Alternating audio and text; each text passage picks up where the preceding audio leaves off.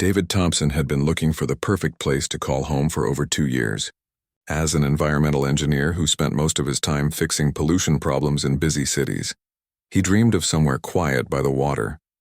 When he saw the listing for the lakefront property in Pine Valley Estates, he knew he had found it. The house sat on 15 beautiful acres with almost 800 feet of shoreline. The private lake sparkled in the morning sun, surrounded by tall pine trees that had been growing there for decades. The water was crystal clear, and David could see fish swimming near the wooden dock that came with the property. It was everything he had worked so hard for. After years of saving money and building his career, David finally had enough to buy his dream home. The seller was an older man who had lived there alone for many years. He seemed happy that someone would take good care of the place. The sale went smoothly, and David got the keys on a bright Friday morning in early spring. Moving day was exciting. David hired a local company to help bring his furniture from his apartment in the city. As the trucks pulled up the long driveway, he noticed a few neighbors watching from their yards. He waved and smiled, hoping to make a good first impression. Most of them just stared back without waving. The Pine Valley Estates community was known for being exclusive. The houses were large and expensive, with perfectly maintained lawns and fancy cars in every driveway. David had done his research before buying. He knew the area had strict rules about how properties should look. He was prepared to follow all the guidelines and be a good neighbor. On his first weekend, David decided to introduce himself around the neighborhood. He knocked on doors with a friendly smile, hoping to meet his new neighbors. The responses were cooler than he expected. People were polite but distant. Conversations were short and formal. Nobody invited him in for coffee or asked if he needed help settling in. At the house next door, a woman named Patricia Wilson answered the door. She was the head of the Homeowners Association, David learned.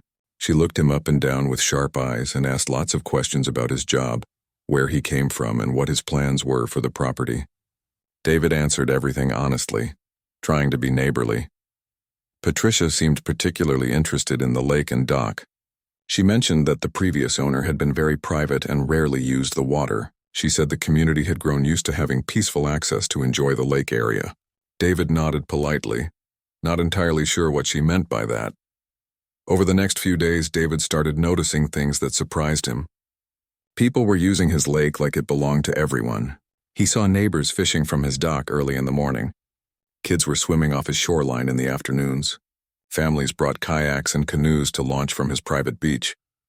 At first, David thought maybe there was some kind of agreement he didn't know about. He checked all his legal papers but found nothing that mentioned sharing the lake with others. When he called the real estate agent who had helped him buy the house, she seemed confused too. As far as she knew, the lake was completely private property. David decided to handle the situation carefully. He didn't want to start any fights with his new neighbors. The next time he saw someone fishing from his dock, he walked down to have a friendly conversation. He explained that he was the new owner and asked if there was some kind of arrangement he should know about. The man fishing seemed surprised and a little annoyed. He said he had been fishing there for over 10 years and never had any problems. He mentioned that everyone in the neighborhood considered the lake part of the community. When David politely explained that the lake was actually his private property, the man got defensive and said he would talk to the Homeowners Association about it. Word spread quickly through the neighborhood. Within a week, David received his first official letter from the Homeowners Association. The letter was signed by Patricia Wilson and 2 other board members. It reminded him of various community rules and regulations. It mentioned that all property modifications needed approval and that any changes to lake access would require a community meeting. David read the letter several times, trying to understand what they were getting at. He hadn't made any modifications or changes. He had simply tried to clarify who owned what. The letter felt more like a warning than a welcome to the neighborhood. Things got more uncomfortable over the following weeks. David noticed people staring at his house when they drove by. Conversations stopped when he approached groups of neighbors. The friendly waves he had hoped for never came. Instead, he got suspicious looks and whispered discussions that clearly involved him. The Homeowners Association started finding problems with his property that David was sure hadn't existed during the inspection. They sent him a citation saying his mailbox was too tall by exactly 2 inches, Another notice claimed his landscaping didn't match community standards, even though he hadn't changed anything from when he bought the house. David measured his mailbox 3 times. It was the same height as several others on his street. He took pictures of his landscaping and compared them to his neighbors. His yard looked almost identical to theirs. It seemed like they were looking for reasons to complain about him. The breaking point came when Patricia Wilson showed up at his door with another homeowners association member. They said they needed to inspect his dock for safety violations. David asked to see the authority that gave them the right to inspect his private property. They seemed surprised by the question and said it was just standard procedure for new residents. David politely but firmly told them that he would need to see the legal documents that gave them inspection rights before allowing anyone onto his dock. Patricia's face turned red and she warned him that refusing to cooperate with the homeowners association could lead to serious problems. After they left, David sat on his porch looking out at his beautiful lake. He had worked hard his whole life to afford this place. He had followed all the rules and tried to be a good neighbor. But it was becoming clear that some people in Pine Valley Estates didn't want him there, no matter how respectful he tried to be. That evening, David called his brother to talk about the situation. His brother listened to everything, and then said what David had been thinking but didn't want to admit. This wasn't really about mailbox heights or landscaping standards. This was about something much more personal, and David was going to need to decide how far he was willing to go to defend his right to live peacefully in his own home. The harassment started getting worse after David refused to let the homeowners association inspect his dock. What began as cold stares and whispered conversations turned into a steady stream of complaints and citations. Every week brought a new letter in his mailbox, always signed by Patricia Wilson or another board member. They claimed his outdoor furniture was the wrong color. They said his car was parked 3 inches too close to the street. They even complained that he was using his outdoor lights too much in the evening. David started keeping a file of all the notices. In just 2 months, he had received more citations than some neighbors got in 5 years. The lake situation became a bigger problem. David discovered that people in the community had been treating his private lake like their own backyard for years. They had fishing tournaments without asking permission. They brought guests from outside the neighborhood to use his beach. Some people even had parties on his shoreline during summer weekends. When David tried to have polite conversations about respecting his property boundaries, people acted like he was being unreasonable. One neighbor told him that he was disrupting traditions that had existed for over a decade. Another said he was being selfish for wanting to keep such a beautiful lake to himself. David wasn't trying to be mean or selfish.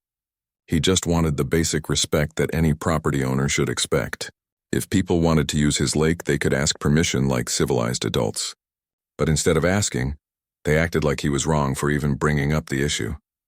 The pressure really ramped up when Patricia Wilson organized what she called a community meeting about lake management. David received an official invitation that made it sound like a friendly discussion about environmental concerns. Since David was an environmental engineer, he thought maybe this was finally a chance to build some bridges with his neighbors. He prepared for the meeting by researching the lake's ecosystem and putting together some ideas for keeping the water clean and healthy. David genuinely wanted to be a good steward of the natural area he now owned. He arrived at the community center with a folder full of helpful information and a positive attitude. What he walked into was nothing like what he had expected. The room was packed with angry neighbors who clearly weren't there to discuss environmental protection.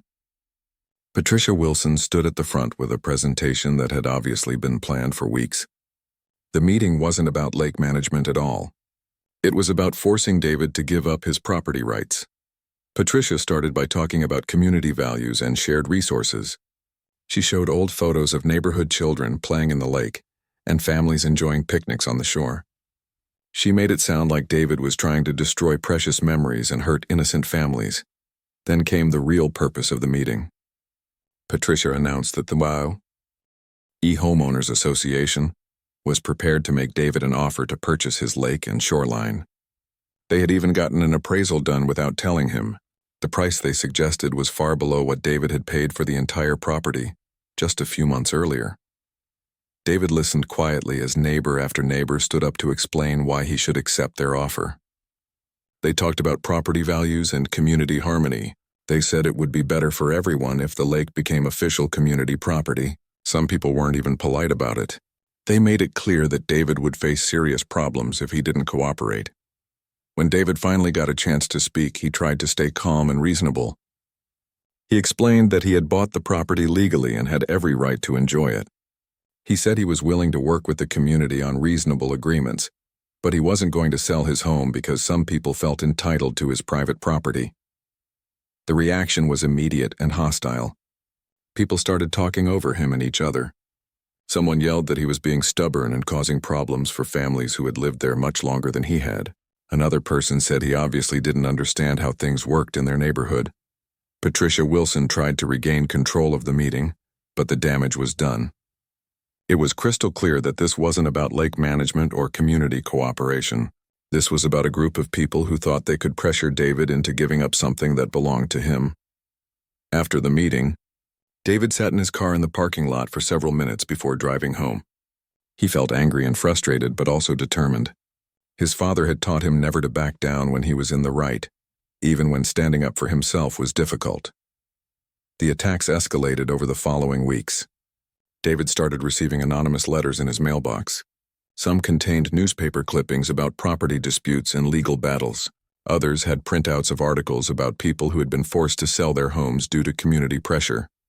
The Homeowners Association filed formal complaints with the county about David's dock, claiming it was unsafe and built without proper permits. David had to take time off work to meet with county inspectors who found absolutely nothing wrong with the structure. The dock had been built with all the right permits years before David even moved to the area. They also reported him to the state environmental agency, claiming he was polluting the lake. David actually laughed when he got that notice. As an environmental engineer, he knew more about water quality than anyone else in the neighborhood. The inspection showed that his lake was in excellent condition, but the harassment was taking its toll. David's work started suffering because he was spending so much time dealing with frivolous complaints and legal paperwork. He was losing sleep and feeling stressed all the time. His friends and family could see that the situation was affecting his health. The final straw came when David discovered that someone had been on his property without permission, taking pictures of his house and dock. He found footprints in his garden and cigarette butts near his shore that definitely weren't his. When he installed security cameras, Patricia Wilson sent him a letter claiming that cameras pointed toward the lake violated community privacy rules. David realized that these people weren't going to stop.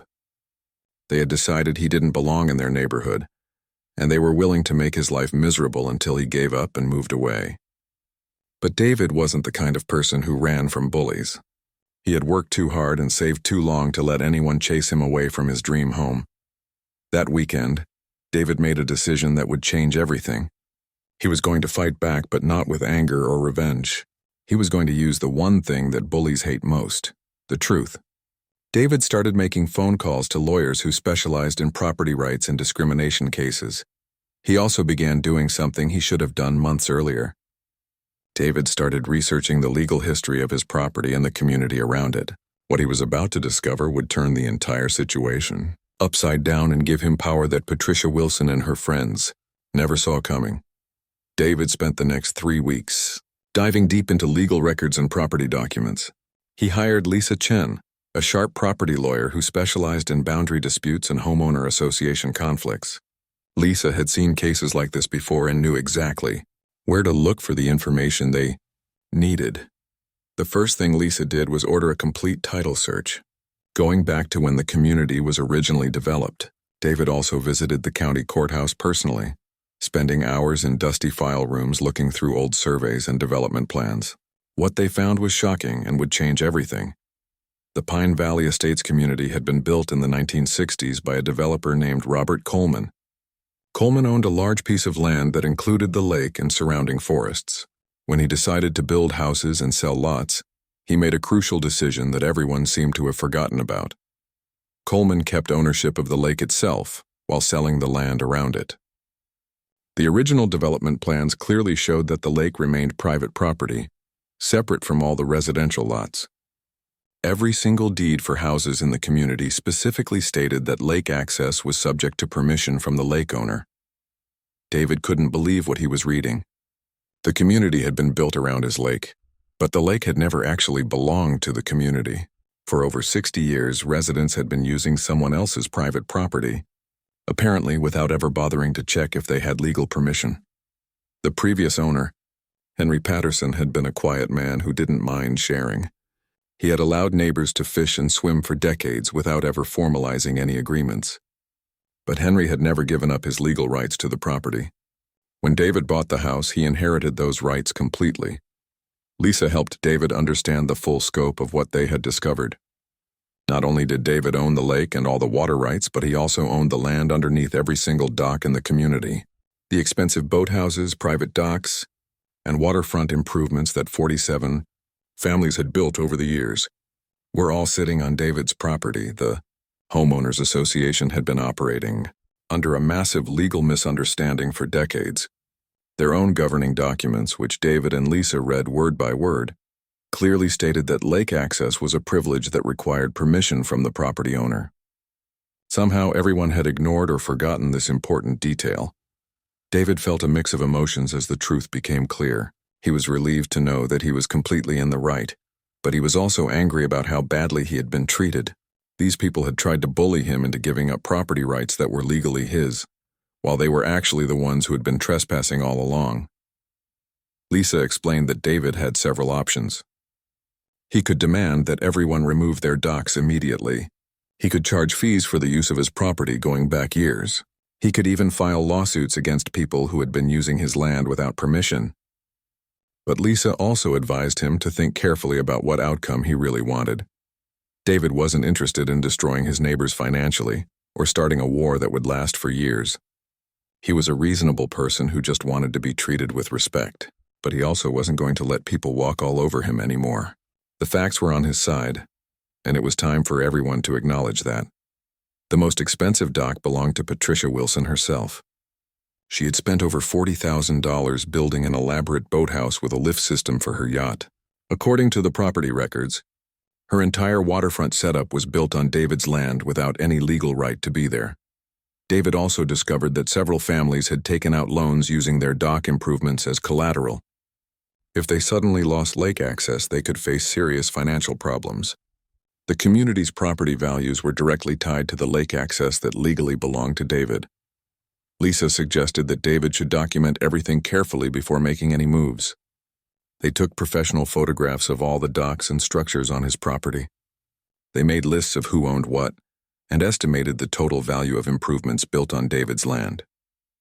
The number was staggering: over $2 million worth of docks, boathouses, and waterfront construction. David realized he was holding all the cards in a game that his neighbors didn't even know they were playing.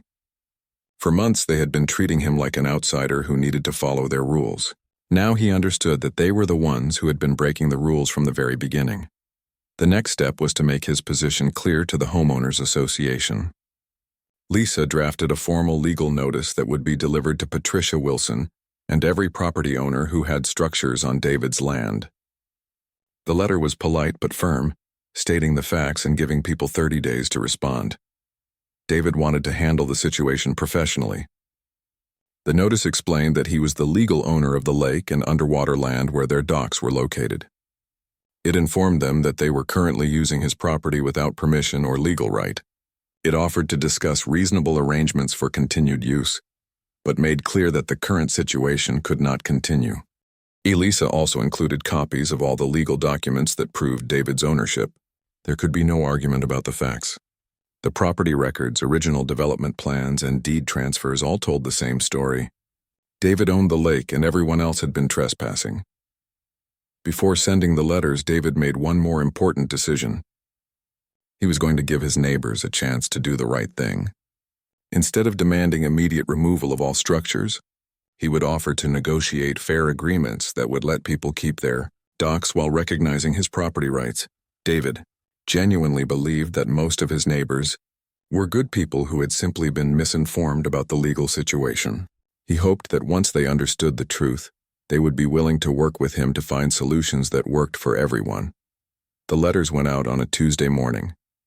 David hand-delivered Patricia Wilson's notice personally, wanting to see her reaction when she realized what had happened. When she opened the door and saw him standing there with legal papers, her confident expression changed to confusion, then worry, then anger.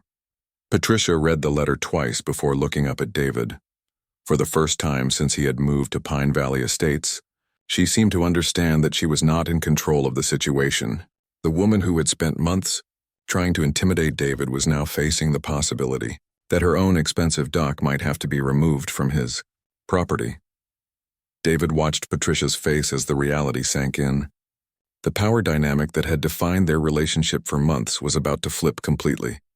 The man she had tried to push around was actually the person who controlled something that everyone in the community desperately wanted to keep, and David was just getting started. The reaction to David's legal notice was immediate and dramatic. Within hours of delivering the letters, his phone started ringing nonstop. The same neighbors who had been cold and hostile for months were suddenly very interested in having conversations with him. Patricia Wilson was the first to call. Her tone was completely different from their previous interactions. Gone was the commanding voice that had tried to intimidate David for months. Instead, she sounded worried and almost pleading.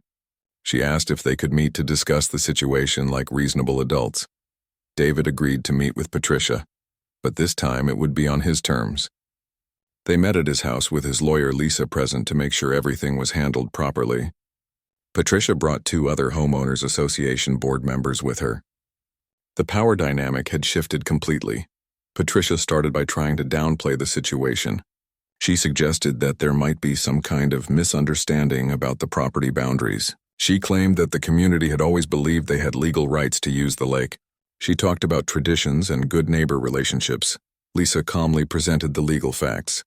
There was no misunderstanding and no room for interpretation. The property records were crystal clear. Every dock, every boathouse, and every waterfront improvement in the community was built on David's private property without legal permission. The board members looked through the documents with growing alarm. One of them, a man named Robert who owned the expensive boat lift, went pale when he realized that his investment was sitting on someone else's land. Another woman started calculating how much her family had spent on their waterfront setup over the years. Patricia tried a different approach. She offered to have the homeowners association purchase the lake area from David. When David asked what price they had in mind, Patricia suggested the same lowball figure they had proposed months earlier at the community meeting. David almost laughed. Lisa had gotten a proper appraisal of the lake property. With all the water rights and underwater land included, David's lake was worth more than most of the houses in the community. The association's offer wasn't even close to fair market value. Lisa explained that David wasn't necessarily interested in selling, but he was willing to discuss arrangements that would allow continued community use of the lake. However, any agreement would need to properly recognize David's ownership rights and include fair compensation for the use of his property. The meeting ended with Patricia promising to bring David's proposal to the full homeowners association board. But David could see the panic in her eyes. She was starting to understand that the community was in a much weaker position than anyone had realized. Over the next few days, David received calls from individual neighbors who were desperate to protect their investments. A retired couple who had spent their life savings on a beautiful dock begged David not to force them to remove it. A young family with kids worried about losing the lake access that had been their main reason for buying their house. David felt sympathy for people who had made financial decisions based on incomplete information. But he also remembered how these same people had treated him when they thought they held all the power. Very few of them had shown him any kindness when he was the one being pushed around. The Homeowners Association called an emergency meeting to discuss the crisis. This time, David was invited as the guest of honor rather than the target of community anger. The atmosphere in the room was tense and worried instead of hostile and demanding. Patricia Wilson stood at the front of the room looking defeated. She had to explain to the community that their legal position was hopeless. The lake belonged to David, and there was nothing they could do to change that fact. Decades of assumptions and informal arrangements meant nothing in the face of actual property law. Some residents directed their anger at Patricia and the previous board members.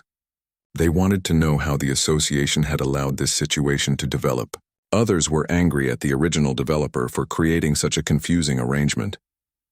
But most people were focused on finding a solution that would protect their investments and preserve lake access. David addressed the room with calm confidence. He explained that he didn't want to hurt anyone or destroy the community. He was willing to work out agreements that would allow people to keep their docks and continue enjoying the lake. But those agreements would be based on recognizing his property rights and paying fair fees for the privilege.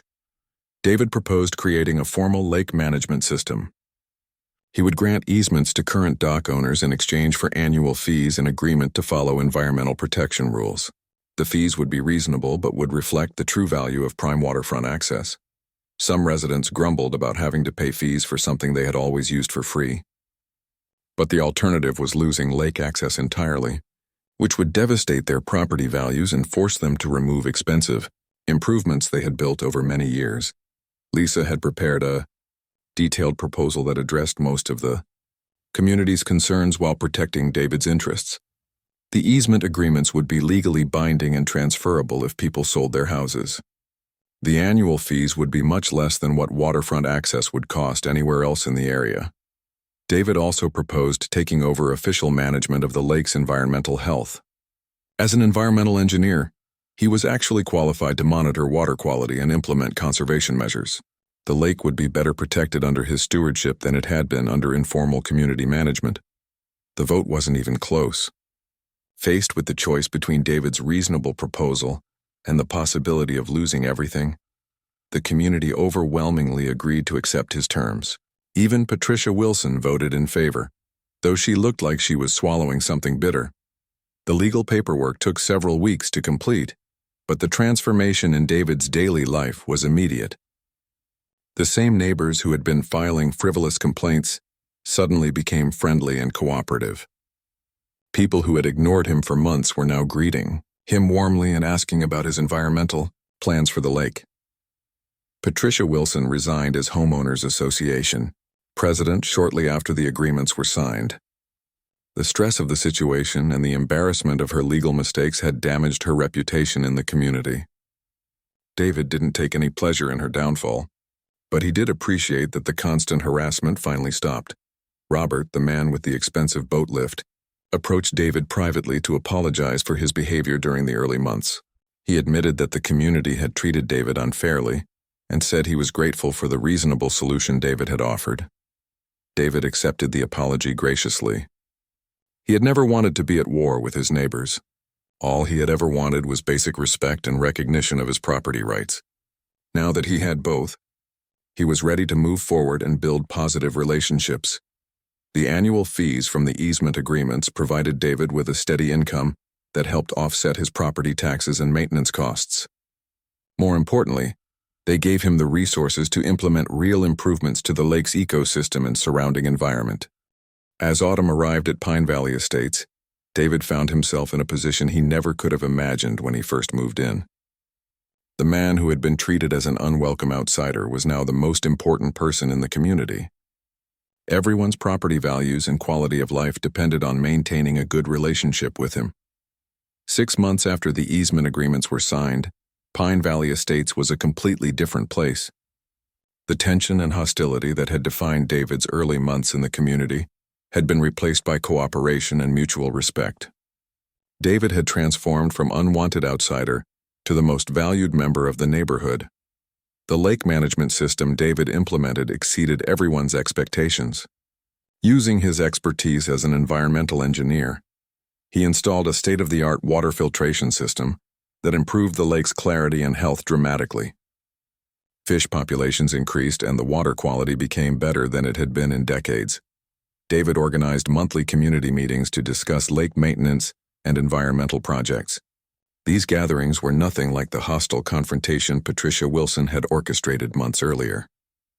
Neighbors brought coffee and snacks, families attended together, and people genuinely enjoyed learning about the ecosystem they all shared. The annual fees David collected were invested directly back into lake improvements. He built a proper boat launch that was safer and more convenient than the makeshift arrangements people had used before. He installed solar-powered lighting along the shoreline paths and created designated swimming areas with safety equipment. David also established environmental education programs that became popular throughout the community. He taught children about water conservation and aquatic life. He helped adults understand how their yard care and boat maintenance affected the lake's health. People started taking pride in being better environmental stewards. The transformation wasn't just environmental. Property values throughout Pine Valley estates increased significantly once the legal uncertainty about lake access was resolved. Real estate agents began marketing homes in the community as having guaranteed access to a professionally managed private lake. New buyers were willing to pay premium prices for that security. Robert, the neighbor with the expensive boat lift, became one of David's closest friends in the community. He had been so impressed by David's reasonable handling of the situation that he nominated David for the Homeowners Association board. Within a year, David was elected as the new association president by a landslide vote. As association president, David implemented policies that prevented the kind of legal confusion and discrimination he had experienced. He required transparency in all board decisions and created clear processes for resolving disputes. He made sure that community rules were applied fairly to everyone, regardless of how long they had lived in the neighborhood. David also used his position to welcome new residents properly. He created a newcomer orientation program that included information about community resources, environmental guidelines, and social activities. No one would ever again experience the cold reception and harassment that had marked David's arrival. The annual lake festival that David organized became the highlight of the community calendar. Families came together for fishing contests, kayak races, and environmental education activities. Local restaurants catered the event, and live music played on a floating stage David had designed and built. The festival attracted visitors from other communities who were amazed by the beauty and health of the lake. Several environmental organizations asked David to speak at conferences about sustainable lake management. His success at Pine Valley Estates became a model that other communities tried to replicate. Patricia Wilson attended the first lake festival, though she kept a low profile. She had moved to a smaller house on the edge of the community after the financial stress of the legal situation affected her family. David made a point of greeting her warmly and including her in activities. He bore no grudges and wanted everyone to feel welcome. During the festival, David reflected on how dramatically his life had changed. A year earlier, he had been a stressed and isolated newcomer, fighting just to be accepted by his neighbors. Now he was a respected community leader, whose expertise and fairness had improved life for everyone in Pine Valley Estates. The legal victory had been important, but what David was most proud of was how he had used that victory. He could have been vindictive or greedy.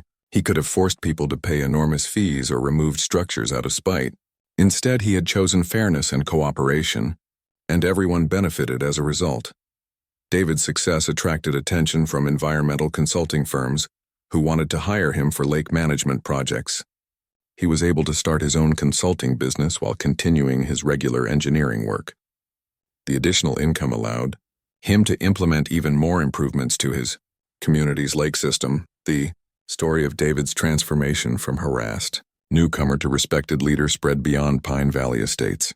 Local newspapers wrote articles about the legal case and the positive changes that followed. David was invited to speak at real estate conferences and homeowner association meetings about property rights and community cooperation. Young people in the community particularly looked up to David. They saw how he had stood up for himself when faced with unfair treatment, but had also chosen forgiveness and collaboration once he gained power. He became a mentor to several teenagers who were interested in environmental science and engineering. As David sat on his dock one evening watching the sunset reflect off the crystal-clear water, he thought about the journey that had brought him to this moment. The house by the lake had been his dream home, but the community of friends and the sense of purpose he had found there exceeded anything he had imagined when he first moved in. The harassment and legal battles had been difficult, but they had also revealed David's strength and character. He had learned that standing up for what was right wasn't always easy, but it was always worth it.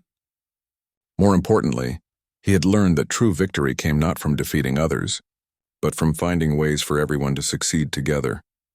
David's phone buzzed with a text message from his brother asking how things were going at Pine Valley Estates. David smiled as he typed back a simple response.